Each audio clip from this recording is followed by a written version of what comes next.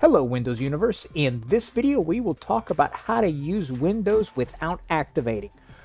For a more in-depth look at the topic, we will link an article in the description down below. In order to reset the SkipRearm, open a command prompt as an administrator.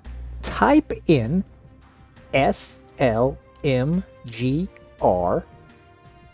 space hyphen rearm and hit enter. Within a minute, you'll be prompted to restart your computer. After the restart, the activation timer will be reset to 30 more days. Now, this only works 3 times, which means effectively you can go about 120 days before you have to purchase a copy of Windows. For more helpful articles to help you maximize your Windows experience, go to our website, thewindowsclub.com. Do not forget to give this video a thumbs up and subscribe to our channel, where we are always adding new content to help you stay on top of your digital world.